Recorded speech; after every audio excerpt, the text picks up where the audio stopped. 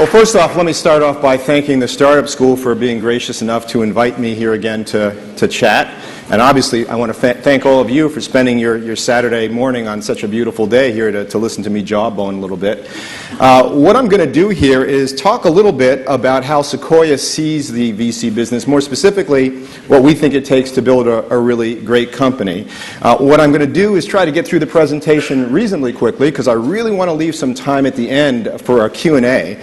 And let me put up my plea now. Think of some really tough, hard questions, the things that you always wanted to know, and go ahead and ask me them in front of 700 or 800 people here. I'd be curious to hear what they are.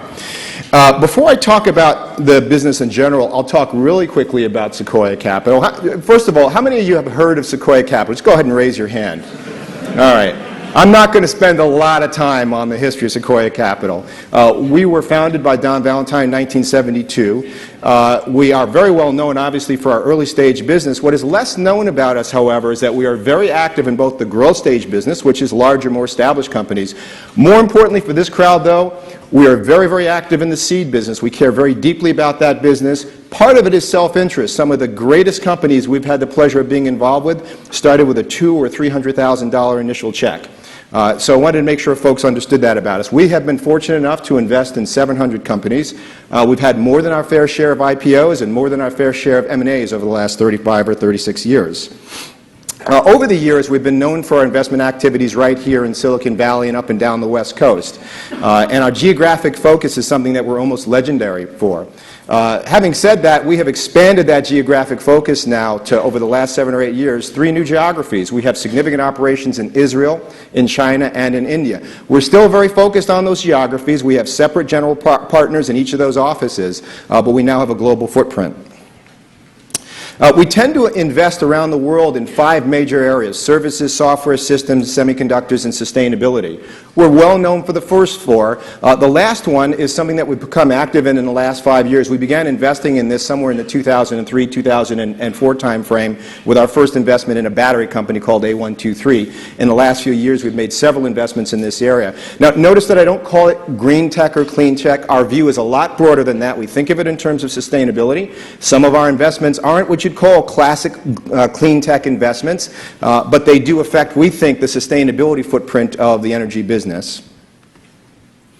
Obviously, some of these are names that you've heard of, Cisco and Linear and Apple and PayPal and Yahoo and Google and YouTube.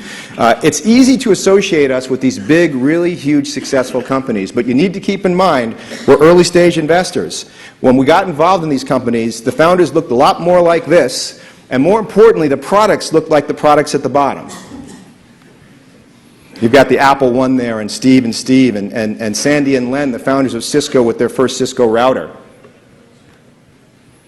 Now, over the years, we've had a chance to watch those humble beginnings grow into really, really great companies. And I've listed up here some of the things that we've observed these companies exhibit when they become great. A clarity of purpose, a focus on spectacular markets, a team DNA that's tailored for the job at hand, real operating margins, becoming profitable early and then being very profitable later on, being able to create an inferno with a single match. These are all things, if you look retrospectively at the great companies that we've been involved with, that they've all exhibited. The other thing that's worth doing is looking at some of the mistakes we've made. If you're thinking of building a great company, it's not enough to look at our successes, but go take a look at some of the more modest outcomes that we've been involved with, and you will see things like investing behind momentum, doing things that are very capital intensive, investing in the wrong DNA, repeating history, focusing on small markets. Important to understand the mistakes. We pull this slide up on a regular basis and remind ourselves of that. Now, what I'm going to do here is talk for a few minutes about how you might be able to both emulate some of the great attributes of companies we've been involved with, but more importantly, maybe also avoid some of the pitfalls and pratfalls that were on the previous slide. And what I've done is I've put together a very, very brief how-to on how to build a great company. At a super high level, I'm going to use a metaphor here which our marketing folks at Sequoia are convinced I'm going to absolutely abuse, and if I do, I apologize. This is a picture of a truly great surfer here riding a truly great wave out at Mavericks over in Half Moon Bay. And the observation that we make about this great surfer is he couldn't exist without a great wave. He could have all the skills, he could have a great surfboard, but at the end of the day, unless he's got the talent, the training, and the instinct to know where that wave is going to break, when it's going to break, and then the courage to go out there and ride that thing to someplace really interesting, he's not going to be a great surfer. What we've found over the years is the same is true, quite frankly, for entrepreneurs and their companies. If you want to build a truly great company, you've got to ride a really big wave. And you've got to be able to look at market waves and technology waves in a different way than other folks and see it happening sooner. Know how to position yourself out there. Prepare yourself. Pick the right surfboard. In other words, bring the right management team in, build the right platform underneath you. Only then can you ride a truly great wave. And at the end of the day, without that great wave, even if you're a great entrepreneur, you're not going to build a really great business. It's a really important point. We, from time to time, hear from entrepreneurs that are very, very talented. They've got a great technology. They've even got an interesting product focus. But if it's not associated with a really large wave, it's very hard to get comfortable investing in them. The other point that I'll make, this is a really important one to keep in mind. This surfer here can only pick the wave and pick how he or she rides it. They can't change the direction of that huge thing. They can't change the shape of it, the size of it. They can't will it to be smaller because they can't ride a bigger wave. They can't change the direction of it. Entrepreneurs are also basically at the will of the wave they ride, and the truly great ones understand that and they respect that.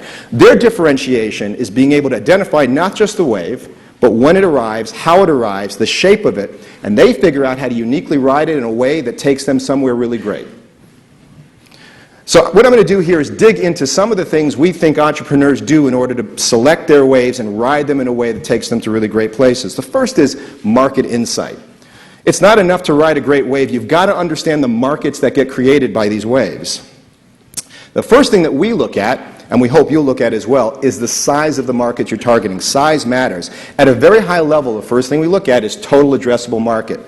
This is how much revenue you could generate if you could get every possible customer to buy your widget at some average price.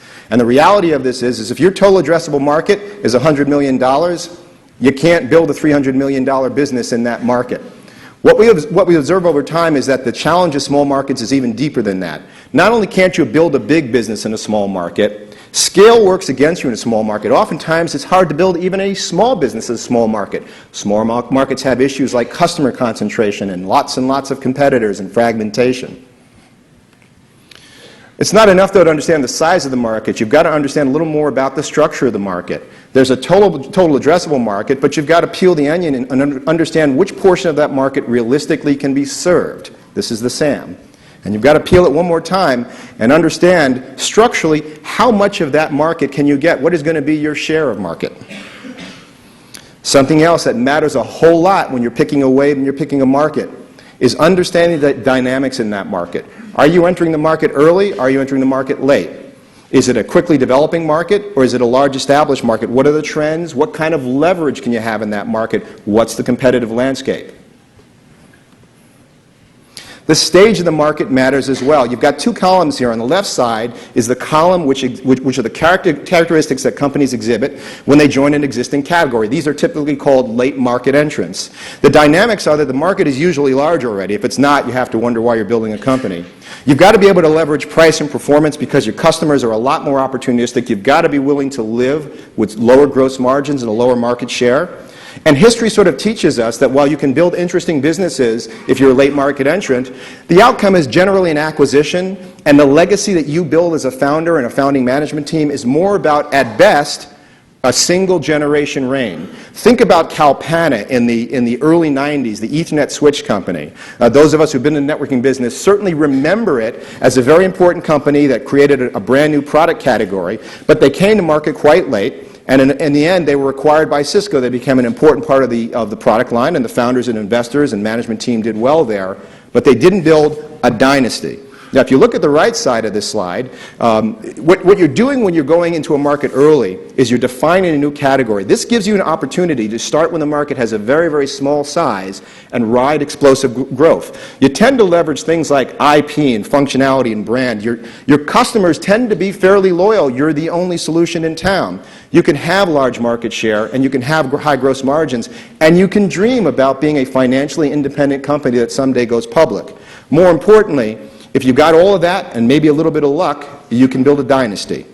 The point here is, as an entrepreneur, You can do either the left column or the right column. What you can't do, though, is mix and match. You can't go into a market late and then dream about being a financially independent company, because history sort of teaches us that the dynamics work against you if you try to do that.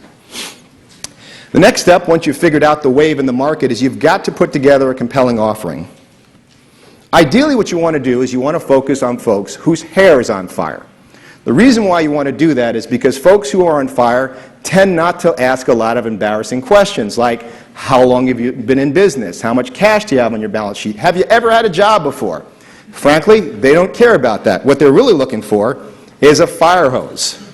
And frankly, they don't even need a very good one. It can leak, not be certified by UL. All it has to do is put out the fire, and trust me, they're going to pay for it. Now, the other important point here to understand is it's not enough to aim at somebody whose hair is on fire. Sell them the right thing. A fire hose is a good idea. Fire insurance is a really bad idea. Number one, you will go out of business if you only sell it to people who are already on fire. And trust me, if you've ever seen somebody on fire, they're not that interested in insurance. An overlooked point about coming up with a compelling product is that the message matters. It's easy to focus on the solution to a real problem and then say to yourself, hey, look, I build the solution and they will come. But the truth is, the world doesn't work that way, especially if you're entering a market early in the wave. A lot of folks may not realize truly what the problem is or what the solution is. So you've got to come up with a very, very short, easy to understand message. You're trying to get talented people to join, VCs to invest, banks to lend, service providers to help, customers ultimately to buy. In order to do that, you've got to get them to care. A lot of folks talk about the elevator pitch as being absolutely key. We totally agree at Sequoia, but we take it one step further. We think ultimately you don't have any time to ramble when you're telling these messages. You may have only 1 or 2 minutes to transmit to somebody, whether it's a customer, a potential employee, a VC, whether it's even worth spending the next 60 minutes. In order to transmit that message quickly, you've got to come up with a one-liner. Here's an example of a possible one-liner that Len and Sandy, the founders of Cisco, could have used. Cisco systems build special-purpose Unix servers that allow connectivity between homogeneous networks. This is technically accurate and totally useless. I don't even have to introduce this. This is how they talked about their company. This is how they got folks to pay attention.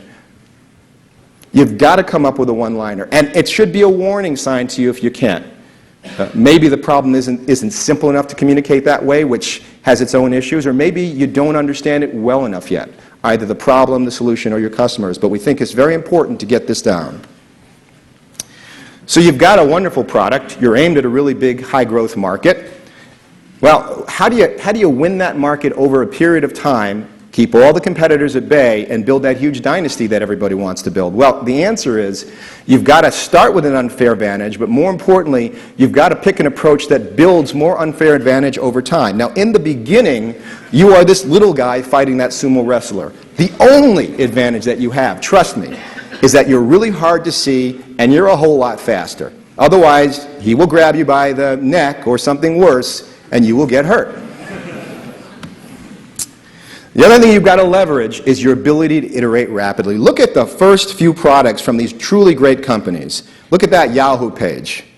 At some levels, if you compare it to the internet today, it looks pretty horrible. The same thing with the YouTube page, the Google page. Look at that Pong game. I wouldn't even know how to use that thing. All of these companies shared one thing in common. They didn't wait for the perfect first product. They figured out the minimum functionality they needed to get some subset of the market to care enough about the product, to use it, and then tell them what else they needed. And then they very rapidly iterated. We see this time and time again. Don't get it perfect. Get it good enough, get it out there, and then listen very carefully, make changes very quickly. Now, eventually, you're going to attract attention. You get some customers, you win some deals. The big guys are going to figure out that you're in their business, and they're going to try to crush you. We see this time and time again. You've got to figure out how to leverage disruptive opportunities in the market. There are books written about this, but let me net it out. A disruptive opportunity is an opportunity where, for structural reasons, large companies find it hard to compete with you. Structural reasons are not you are smarter. They are not you have better technology. What you will find is big companies have fairly smart people, and eventually they get pretty good technology. Structural barriers have to do with things like pricing. If I've got $1 billion revenue line, and in order for me to compete with you on pricing, I've got to ding my revenue line across the entire business by lowering the price in the few deals, in the few areas of my product line where I compete, I'm not going to do it. Not until you're fairly large, and at that point, it oftentimes is too late. There are also ecosystem things that create an opportunity. For instance, if you are a large internet portal and you want to diversify into the mobile business, it is very difficult for you to do that. Why? Because the mobile carriers get that if they let you into their wheelhouse, it will cause them pain. As a young company, however, what we've found is smaller companies are a lot less threatening, and believe it or not, can get away with things in the mobile environment that a Yahoo, a Google, or Microsoft could never get away with. You've got to find these disruptive opportunities, because if it's a market that's worthwhile, at some point the big guys are going to want to play in it. Now, even disruptive market opportunities won't protect you forever. You've got to accumulate advantage. At some point, you will be a $100 million company, if you're fortunate enough and you've done it right, but you'll still be dreaming. You'll want to be a $1 billion company.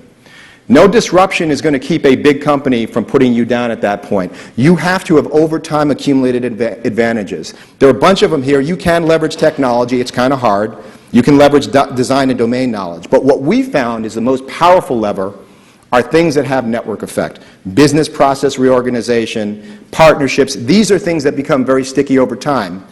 As you're thinking about building a business, and particularly when you're coming and talking to Sequoia, we need to understand what subset of this you're going to use to accumulate advantage, because we want to dream alongside you about riding that big wave to something really interesting 3, 4, 5, 10 years down the road, and our experience tells us that you need this. Now, I've gone through a lot of things fairly quickly here. If there's one thing, though, that I want everybody in this room to walk away from, it's the really high-level point of the surfing metaphor. The truism in surfing, my surfing friends tell me, is there can be no great surfers without great waves. That is just as true in the startup business. And you've also got to be able to respect the wave, because great surfers are not great because they know how to make waves go in a different direction. Most of the guys that try to do that end up hurt or worse. It can happen to entrepreneurs as well. Truly great entrepreneurs understand how to identify, respect, and leverage waves. That's the message I'd love to have you take away. So at Sequoia, we are very, very interested in talking to folks who have a vision for finding that next wave. We'd love to help you build the surfboard, assemble a team, get out there and ride it somewhere interesting. If you think you've got a vision for doing that, feel free to drop me a line. I'd love to chat with you about it. So with that, what I'd like to do is open it up to Q&A. Thank you.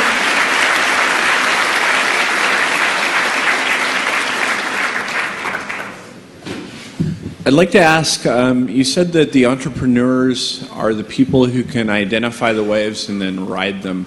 I assume that there's some of that DNA in your company as well. How do you validate those waves and identify those people?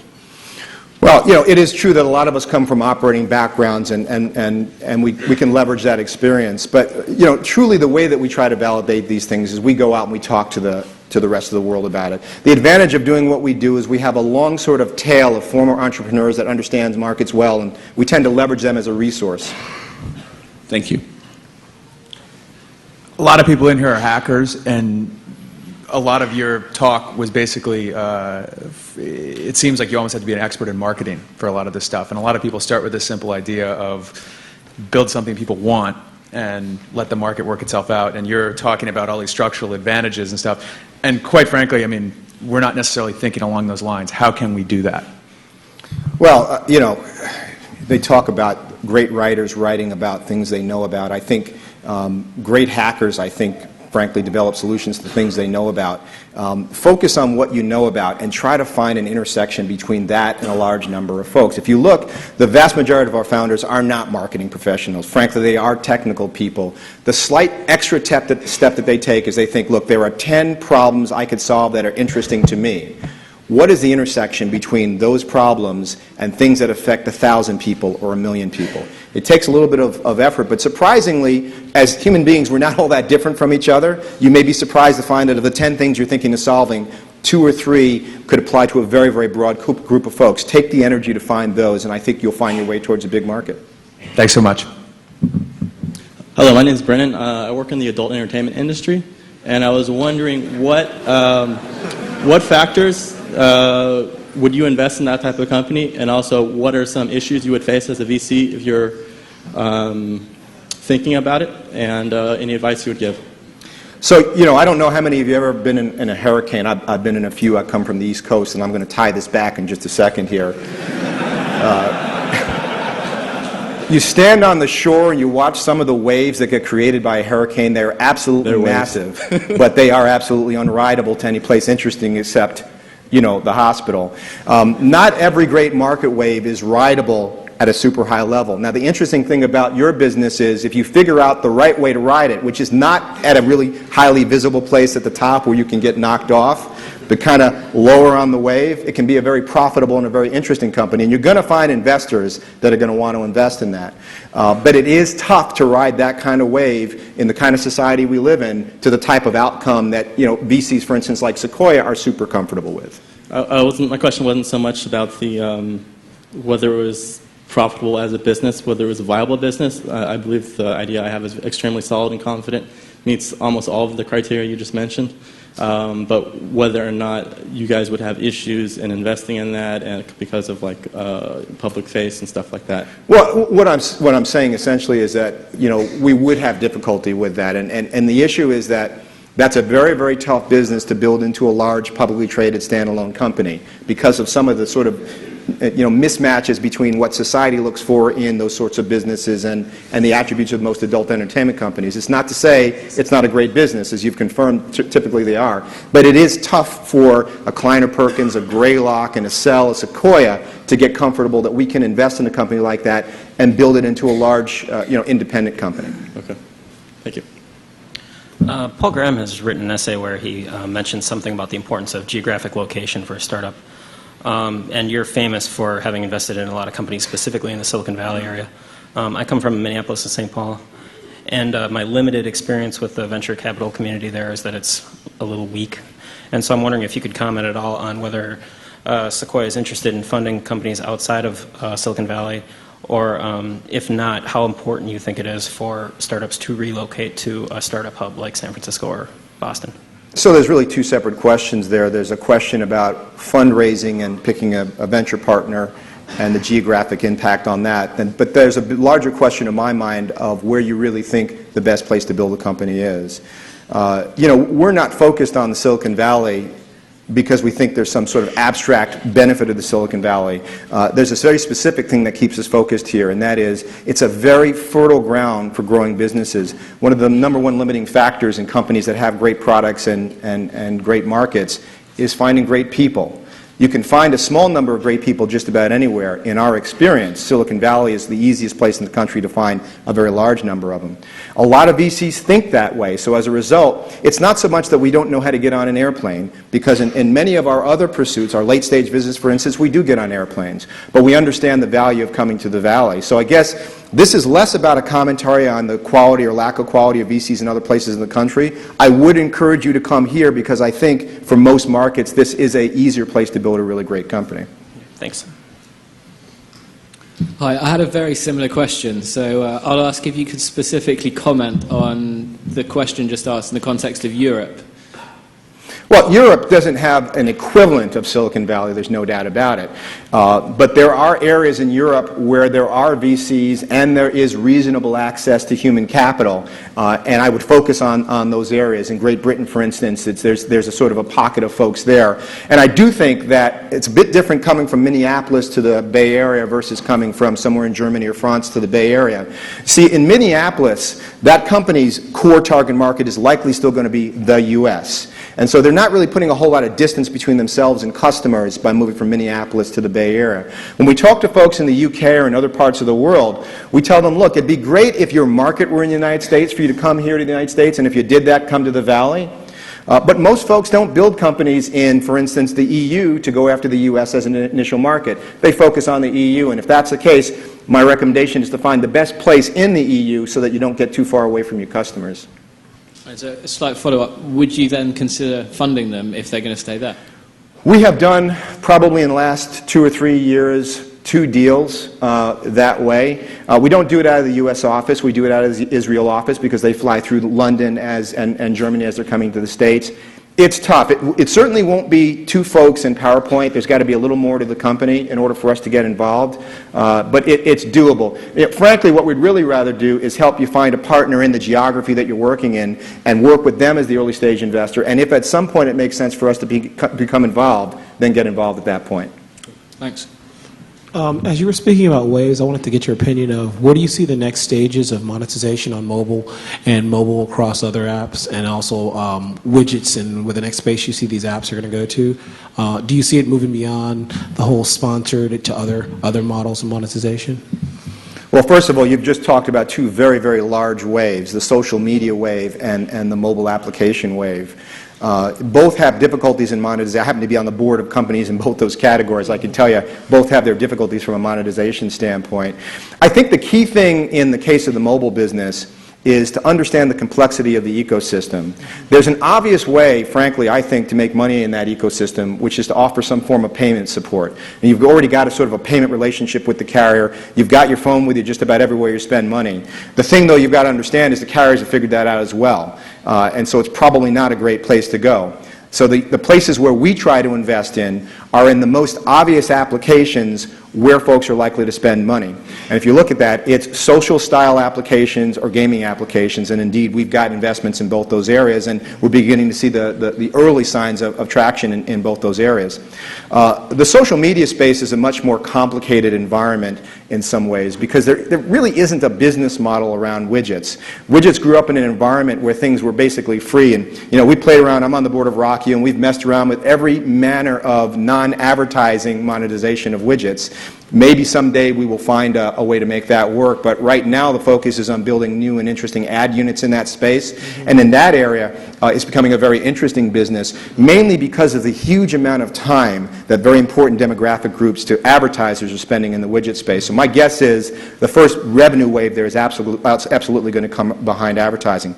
Having said that, we've seen glimpses now of applications that wouldn't make sense in the absence of social media, but truly only makes sense in this context of the Facebook and MySpace and High5 and Bebo. Those applications may have some interesting monetization options. I'll give you one example, back to gaming.